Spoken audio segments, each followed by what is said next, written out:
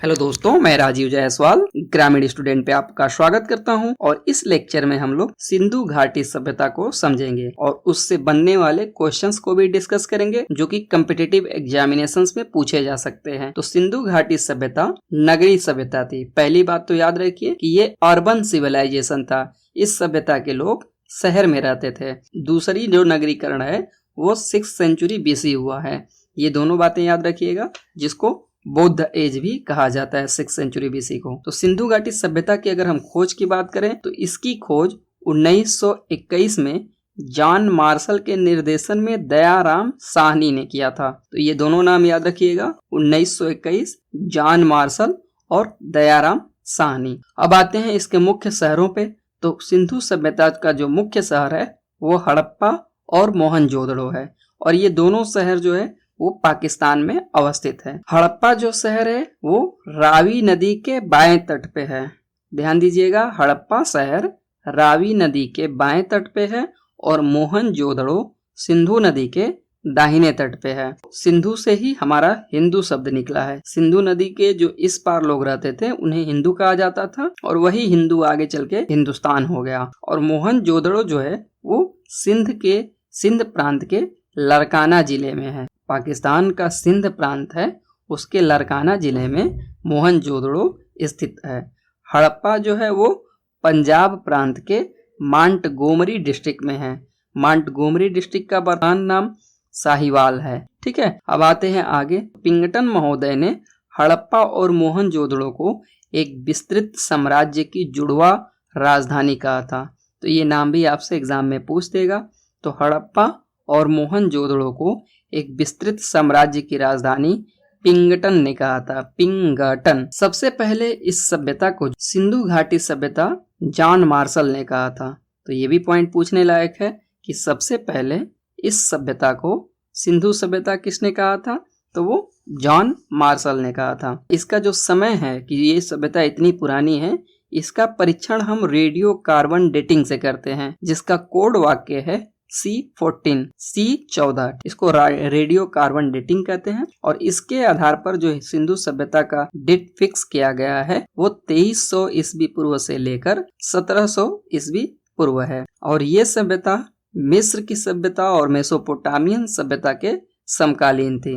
ध्यान दीजिएगा, ये बात पूछी जाती है आपके एग्जाम में कि ये सभ्यता जो है वो मिस्र के और मेसोपोटामिया की सभ्यताओं के समकालीन थी। और सिंधु सभ्यता के अधिकांश निवासी भूमध्य सागरी थे। चार्ल्स मेंसन ने जो ध्वंसावशेषों के विषय में सर्वप्रथम जानकारी दिया था 1826 ईस्वी में। यानी सबसे पहले अगर क्वेश्चन पूछते कि सबसे पहले हड़प्पा के ध्वंसावशेषों यानी उसके बिखरे हुए सामान का बिखरे हुए अवशेषों का सबसे पहले किसने जानकारी दिया था, तो 1826 ईस्वी में चार्ल्स मेंसन ने दिया था। 1826 के 100 साल बाद लगभग 1921 में इसकी खुदाई हुई थी दयाराम साहनी के नेतृत्व में। अब आइए हम इसके उत्तरी मोस्ट, दक्षिणी मोस्ट और ईस्ट और वेस्ट मोस्ट देख लेते हैं विस्तार। तो हड़प्पा सभ्यता का जो सबसे उत्तर में शहर बसा है, हड़प्पा सभ्यता का सबसे उत्तरीय छोर जो है वो मांडा है, जम्मू कश्मीर में। हड़प्पा सभ्यता का जो सबसे दक्षिणी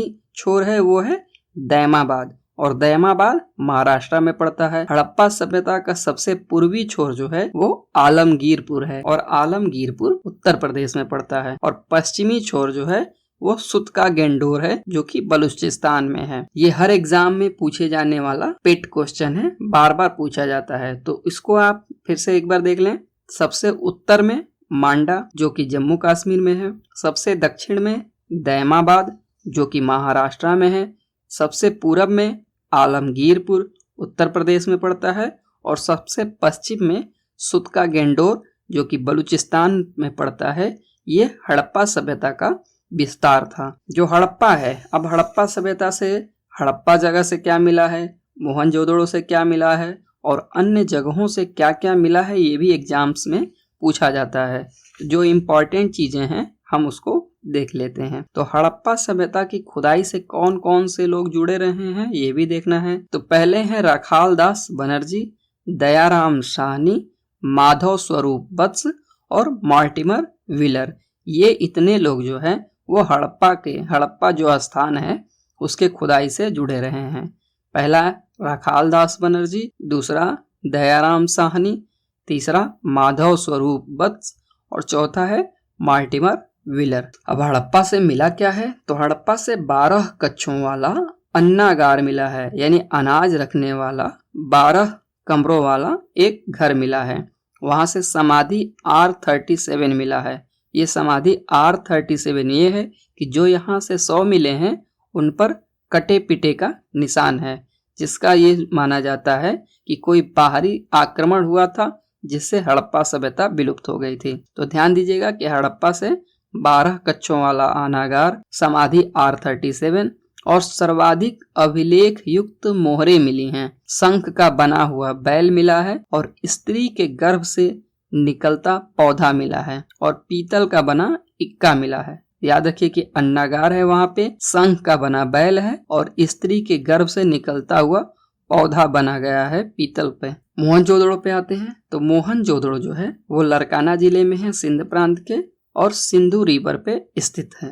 मोहनजोदड़ो का जो शाब्दिक अर्थ है वो है मृतकों का टीला, और इसको राखाल दास बनर्जी ने 1922 ईस्वी में इसकी खुदाई किया। यहाँ से जो सबसे इम्पोर्टेंट चीज मिला है वो है बृहद स्नानागार, और तत्कालीन विश्व का इसे एक आश्चर्य कहा गया है जॉन मार्शल के द्वारा। याद रखिएगा कि जॉन मार्शल ने इसको तत्कालीन विश्व का एक आश्चर्य कहा है, बृहद स्नानागार को। मोहनजोदड़ो की जो सबसे बड़ी इमारत है वो विशाल अन्नागार है, यानी हड़प्पा से भी अन्नागार मिला है और मोहनजोदड़ो से भी अनाज रखने का अन्नागार मिला है, और अन्नागार मोहनजोदड़ो की सबसे बड़ी इमारत है। सड़कें जो है वो चौड़ी हैं और एक दूसरे को प्लस पे या समकोण पे काटती हैं, जिसको ऑक्सफोर्ड सर्कस कहा जाता है। मोहनजोदड़ो में कुषाण शासकों ने स्तूप का निर्माण करवाया था, और मोहनजोदड़ो से कांसे की नृत्यरत नारी की मूर्ति मिली है, यानी नाचती हुई, डांस करती हुई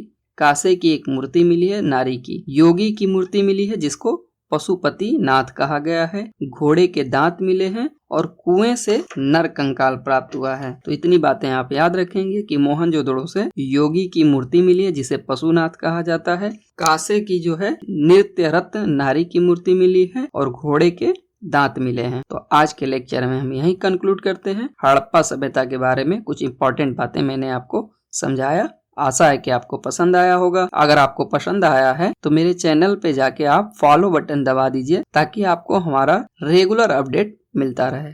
जय हिंद, जय भारत।